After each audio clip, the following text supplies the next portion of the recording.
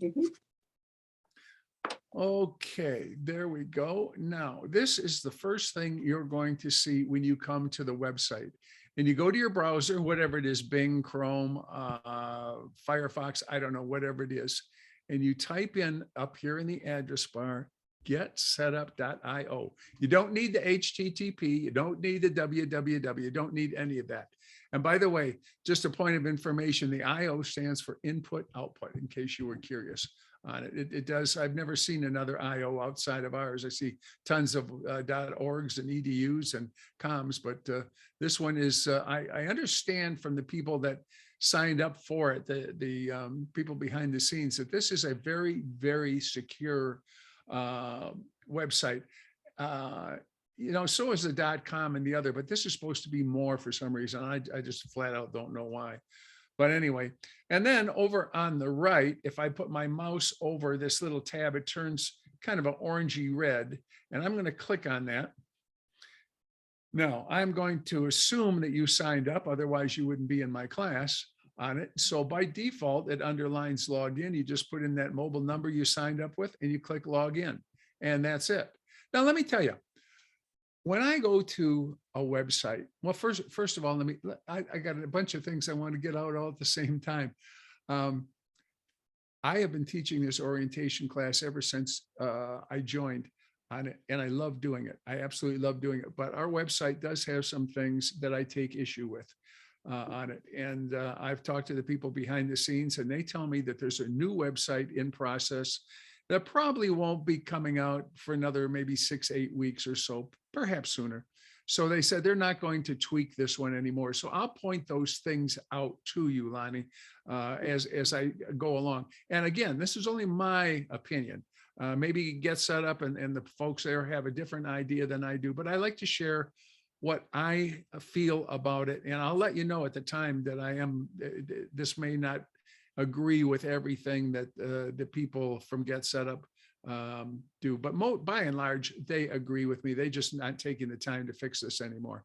But anyway, going back to this mobile number, when I go to a website and somebody asks me for my mobile number, I almost want to run. I don't want people calling. But the email to log in didn't work for me. Yeah, I don't like it. I don't like it at all. But in this case, the reason we have it is because about 7 months ago, we had some hackers break in, not into my class, but some other classes. And I heard they really disrupted the class. They were cussing, doing all kinds of things. So our founders are very protective of you learners, very, very protective. So they came up with this plan about using a mobile number and a passcode.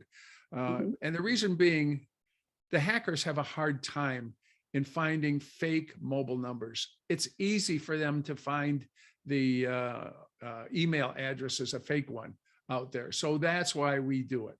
But let me reassure you, we don't sell this to anybody. We don't give it to anybody on it. It's all used for internal purposes. Now, if you wanted to, you could re-sign up and use a fake number.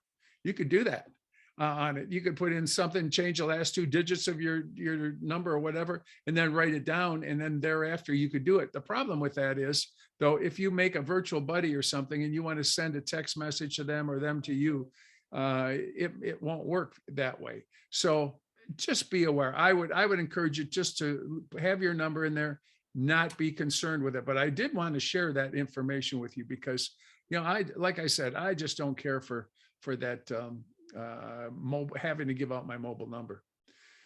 Well, they set the passcode to my mobile number, for dual authentication. So yes. I don't see how you could make up a number if you didn't have a phone. You're right. You're right. You can't do it, can you? You can't. No, you couldn't do it. You're correct. I stand corrected. Yeah, you're right.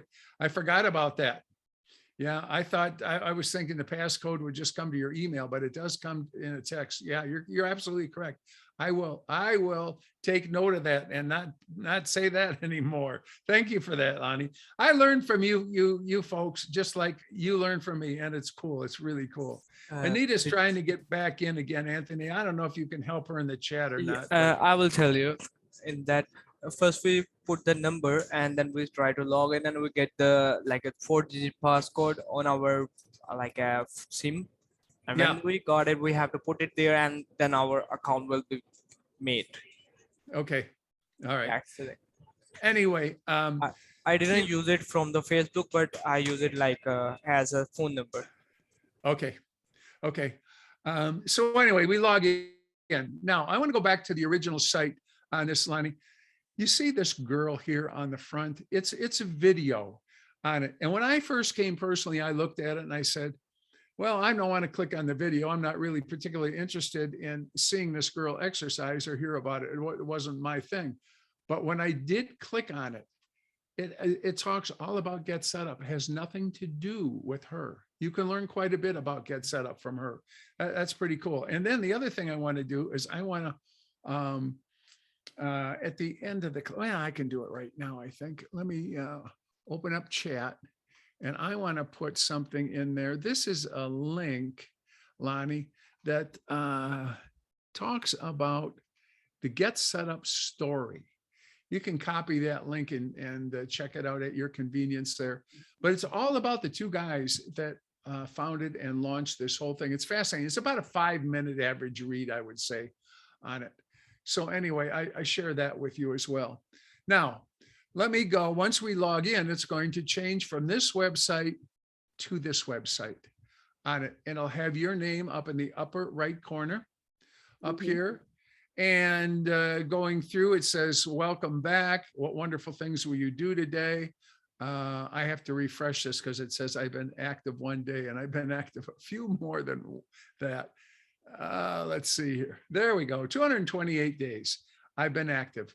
I've taken 373 classes, and each class is about 60 minutes long, give or take 5 or 10 minutes. But if I take 60 and multiply it by the 373 classes I've taken, then I get this wellness minutes, 22,380. And when I first saw this, I thought, okay, so what? What good is this? Some kind of a goal achieving thing. I don't know what it is. But then I started to think about this wellness minutes thing. And I was thinking, do we really need this on here? But it hit me. I said, you know what? These are actually good minutes for me. I have been productive. I've either been teaching a class or I've been taking a class. Instead of taking a nap or watching some silly program on TV or something, I've actually been productive. So I'm kind of proud of that number. Then going down here, it says you haven't registered for any classes today. No, I haven't on it. So I could go ahead and browse the classes, see if there was something that would be of interest, and I could book the class. If I wanted to know what my complete schedule is, I could click on this. It would show me everything that I have booked for the next, up to 2 weeks on it.